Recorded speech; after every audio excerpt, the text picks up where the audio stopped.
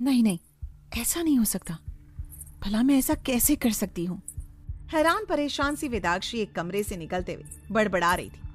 उसे कोई चीज काफी परेशान कर रही थी। बिल्कुल नहीं, मैं ये सब कुछ नहीं करूंगी, ये गलत है। वेदाक्षी परेशान सी अपने ही धुन में चली जा रही थी। वहीं उसके सामने से दूल्हे की शेरवानी में सजा हुआ मान सिर पर पगड़ी लगाए बड़बड़ाते हुए चला आ रहा था। पता नहीं कहां फंस गया हूं मैं। पहले तो ये जबरदस्ती की शादी और अब ये सारे तमाशे। अरे सिंदूर से तिलक लगाना था या फिर नहलाना था। मन तो कर रहा है अभी इस शादी से भाग जाऊं। मान का पूरा ध्यान सिंदूर से सने अपने हाथ पर था, जो बारात के स्वागत के वक्त गलती से उसके हाथों में लग गया था। वेदाक्षी और मान दोनों ही अपनी परेशानी में डूबे हुए आगे बढ़ रहे थे। वेदाक्षी अभी कमरे से निकलकर 2-4 कदम ही चली थी कि तभी वो मान से टकरा गई। वो लड़खड़ा कर गिरने ही वाली थी। ठीक उसी वक्त मान के मजबूत हाथों ने उसे अपनी बाहों में थाम लिया, पर अनजाने ही उसका सिंदूर से सना हाथ वेदाक्षी के माथे को छू गया। वेदाक्षी ने जैसे ही मान का चेहरा देखा, वो झट से उससे दूर हुई और पलटकर खड़ी हो गई। उसने खुद से कहा, ये यहाँ क्या कर रहे हैं? इन्हें भी अभी आना था। अब क्या करूं? लेकिन उसके पीछे खड़ा मान हैरानी से उसे देखता रह गया। मान ने वेदाक्षी का चेहरा तो नहीं देखा, पर उसके हाथ का सिंदूर वेदाक्षी की मांग में सज चुका था। वो वेदाक्षी की ओर बढ़ा। Excuse me. उसकी आवाज सुन वेदाक्षी की सांसें थम गई। अब तो तू गई काम से वेदाक्षी, अब कहाँ जाऊं? डर की वजह से वेदाक्षी ने अपनी आंखें बंद कर ली। मान उसके कंधे के पास पहुंचने वाला था, तभी पीछे से किसी की आवाज आई। अरे मान बेटा, तुम यहाँ क्या कर रहे हो? उस आवाज को सुनकर मान का ध्यान भटका और उसी वक्त वेदाक्षी तेजी से कमरे की तरफ भागी और जल्दी से उसने दरवाजा बंद कर लिया। तभी उसकी नजर आईने में पड़ी। अपने मांग में लगे उस सिंदूर को देख वेदाक्षी की सांसें रुक गई। ये मेरी मांग में कैसे आया?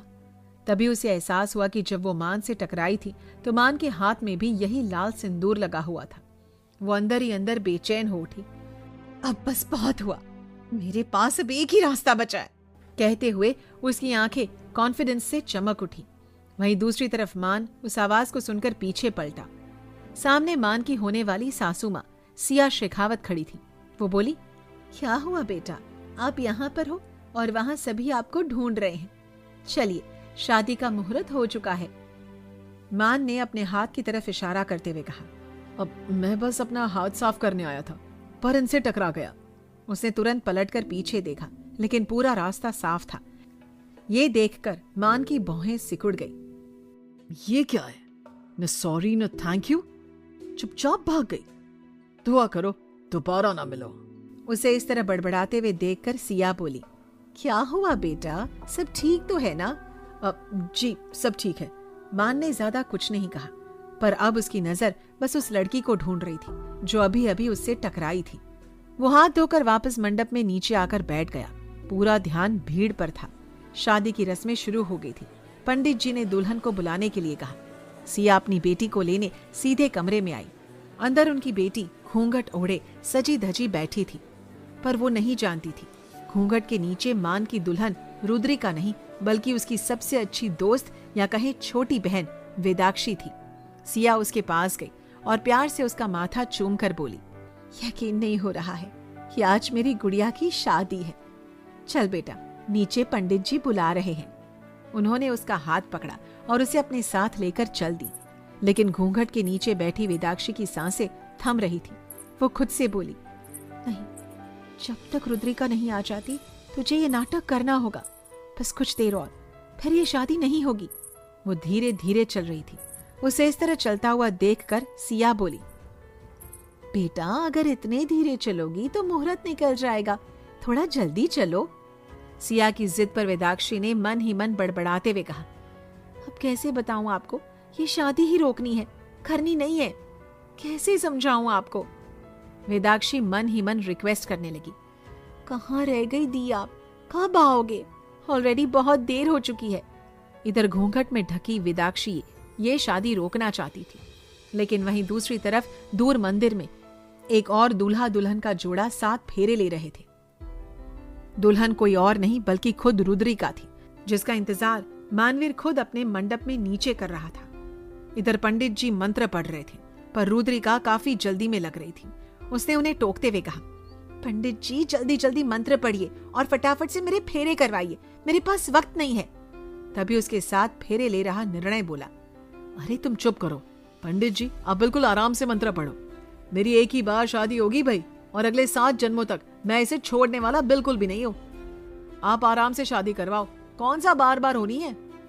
रुद्रिका ने उसे घूर कर देखा और बोली, बकवास मत करो निर्णय। निर्णय ने उसका हाथ पकड़ते हुए कहा, हम लड़ने से ज्यादा शादी पर फोकस करेंगे तो ज्यादा अच्छा होगा हमारे लिए। रुद्रिका ने उससे अपना हाथ झटकते हुए कहा, तुम समझ क्यों नहीं रहे हो? तुमसे शादी करने के लिए वहां मैंने किसी और को उस्मान का दुल्हन बना दिया है। अगर हम वक्त पर वहां नहीं पहुंचे तो वो बेचारी बलि का बकरा बन जाएगी। इधर रुद्रिका को उस लड़की की फिक्र हो रही थी, तो वहीं सिया ने वेदाक्षी को लाकर मान के बगल में बिठा दिया था। मान की नजर लाल रंग के जोड़े में बड़ा सा घूंघट डाले उस लड़की पर गई। उसे वेदाक्षी का चेहरा तो नहीं दिख रहा था, लेकिन जब मान की नजर उसके हाथों की उंगलियों पर पड़ी तो उसने तुरंत उसके चेहरे की तरफ देखा। वेदाक्षी अपनी उंगलियों से लगातार खेल रही थी और उसके हाथ कांप रहे थे। मानवीर उसे देख धीरे से बोला, ऐसा क्यों लग रहा है जैसे मेरी तरह ये लड़की भी इस शादी के लिए तैयार नहीं है?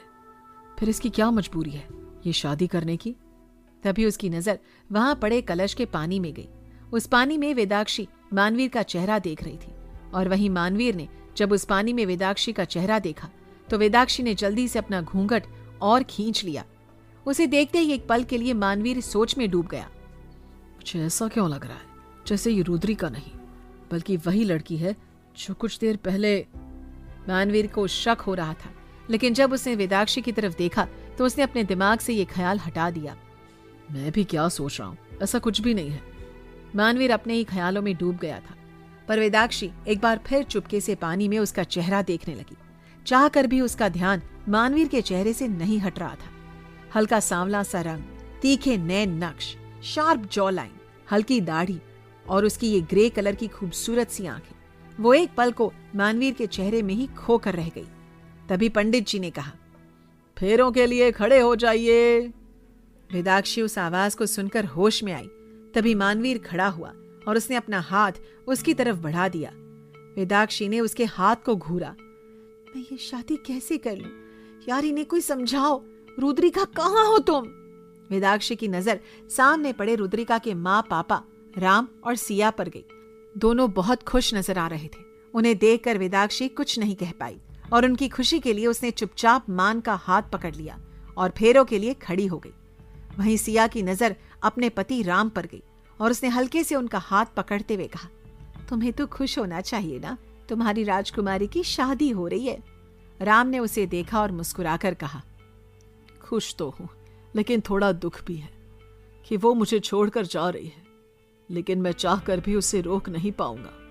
सिया ने धीरे से कहा, मैं समझ रही हूं राम, लेकिन तुम्हें पता है ये एक दिन होना ही है और तुम्हें खुश होना चाहिए कि इतने अच्छे घर परिवार में हमारी बच्ची जा रही है।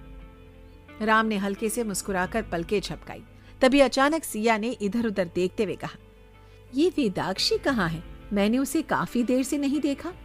राम भी उसे इधर उधर ढूंढने लगे, लेकिन तभी सिया ने खुद से ही कहा, अरे शायद यहीं कहीं होगी, आ जाएगी थोड़ी देर में।